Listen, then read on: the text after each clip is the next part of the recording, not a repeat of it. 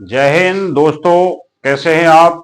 बहुत अच्छे तरीके से आप लोग आने वाले एग्जामों की प्रिपरेशन कर रहे होंगे और साथ ही आप वेट कर रहे होंगे एसएससी जीडी 2024 के रिजल्ट का। दोस्तों, मैं एक्स सर्विसमैन सुनील कुमार आपका अपने यूट्यूब चैनल फोरम से सिलेक्शन तक में आपका स्वागत करता हूं। दोस्तों, आपको पहले ही पता है कि मेरा काम है अब कोई भी अपडेट हो, किसी भी भर्ती से संबंधित हो, खासकर जो एसएससी जीडी के लिए मैंने बिल्कुल ही ये सोच रखा है कि कोई भी अपडेट आपको देता रहूं। आपको जो भी खबर मेरे को मिलती है सबसे पहले आपको पहुंचाने की कोशिश करता हूं। दोस्तों, मैं आपके लिए, आपके सपने के लिए, आपने जो वायदा किया है उसको पूरा करने के लिए आपके साथ हर कदम पर खड़ा हूं। दोस्तों, आप लोग भाई हैं, दोस्त हैं। मैं हर बार वीडियो में भाई और दोस्त बोलता हूं, लेकिन आप लोग, कुछ बच्चे ऐसे हैं, मैं उनकी नादानी कहूं या ना समझ कहूं, जो कि कुछ ही गलत कमेंट लिखते हैं। सभी नहीं है, लेकिन दोस्तों एक बात आप याद कर लो कि आप जब फौजी की इज्जत ही नहीं कर सकते तो मेरे को नहीं लगता कि आपको फौजी बनना चाहिए और ना ही आप फौजी बन सकते हो। अरे आप फौजी तो छोड़िए, कम से कम एक बड़ा भाई समझ के, आपका बड़ा भाई तो हूं ना, एज तो आपसे ज्यादा ही है, तो आप जब अपने बड़े भाई की इज्जत नहीं कर सकते, आप कोई गलत शब्द इस्तेमाल करोगे, तो आप के ऊपर क्या फर्क जाना चाहिए? आपको मैं कैसे समझ लूं कि आप फौजी बनने लायक हो? चलिए दोस्तों, फालतू बात ना करके मैं आज का जो वीडियो है, जिसके लिए अपडेट के लिए मैं आया हूं, वो बात आपके साथ साझा करने के लिए। बहुत ही अहम चीज है, जो खबर, जो अपडेट मैं आपको देने आया हूं। बहुत ही बिल्कुल ही जो यूट्यूबरों ने भ्रम पैदा कर रखा है कि सारे सीएपीएफ को मर्ज किया जाएगा, अग्निवीर वाला इसमें सीएपीएफ में भी आने वाला है नियम, ऐसा कुछ भी नहीं है। आप पूरा वीडियो देखना, आपकी समझ में आ जाएगा कि आखिर सच्चाई क्या है। चलिए बात करते हैं हम। जैसा कि आपने देख लिया है, एसएससी जीडी भर्ती 2024 से ये संबंधित है, क्योंकि सीएपीएफ का मसला है, तो आपको भी पता है, साधारण सी बात है कि एसएससी जीडी से संबंधित है। अब देखिए, एक दो दिन पहले खबर छपी थी हिंदुस्तान हिंदुस्तान न्यूज़पेपर के अंदर एक खबर आई थी। क्या खबर आई थी कि अजीत डोभाल साहब, जो हमारे देश के एनएसए हैं, यानी नेशनल सिक्योरिटी एडवाइजर हैं हमारे देश के अजीत डोभाल साहब, जिन्होंने पहले भी बहुत सारे अहम फैसले लिए हैं। जैसे कि मैं बता सकूं आपको कि जो आर्टिकल 370 था, आर्टिकल 370 जो जम्मू कश्मीर के अंदर था, मैं भी उस टाइम पे वहां पे पोस्टेड था श्रीनगर के अंदर, तो उस टाइम पे 370 धारा को हटाने का काम भी अजीत डोभाल साहब ने किया था। दूसरा, पीओके के लेकर के, चाहे वो अग्निवीर वाला नियम हो, और बहुत सारे अहम फैसले अजीत डोभाल साहब के सिफारिशों के ऊपर होते रहे हैं। अब अजीत डोभाल साहब ने बयान क्या किया है, क्या चाहते हैं वो, और यूट्यूबर ने दूसरा भ्रम पैदा क्या किया है, उसमें आप डिफरेंस समझिए। अभी हम बात कर रहे थे अजीत डोभाल साहब का बड़ा बयान। अजीत डोभाल साहब ने जो हिंदुस्तान के पेपर में जो खबर छपी थी, वो क्या रिकमेंडेशन किया था? वो था, क्या सभी पीएपीएफ, सभी जो सीएपीएफ हैं, सेंट्रल आर्मड पुलिस फोर्स, यानी कि सीआरपीएफ हो, बीएसएफ हो, आईटीबीपी हो, एसएसबी हो, असम राइफल्स इसके अंदर नहीं आता है, शायद किसी को नहीं पता हो, तो असम राइफल इसके अंदर नहीं आता है।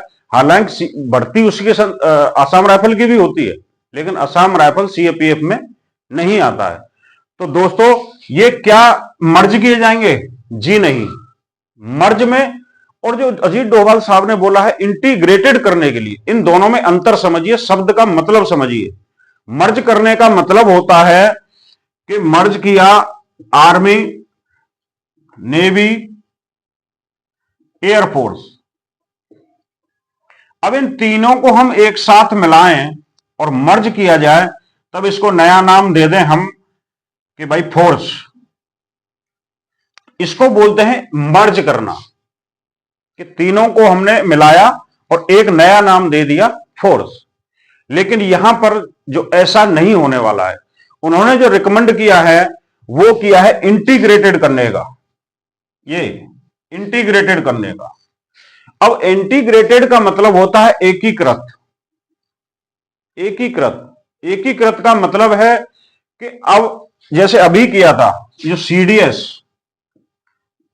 चीफ ऑफ डिफेंस स्टाफ, जो पिछले 8-10 साल से हमारे यहां पर रैंक आया है सीडीएस, पहले नहीं था। सीडीएस का मतलब है चीफ ऑफ डिफेंस स्टाफ। ये कब से लागू हुआ, क्यों हुआ?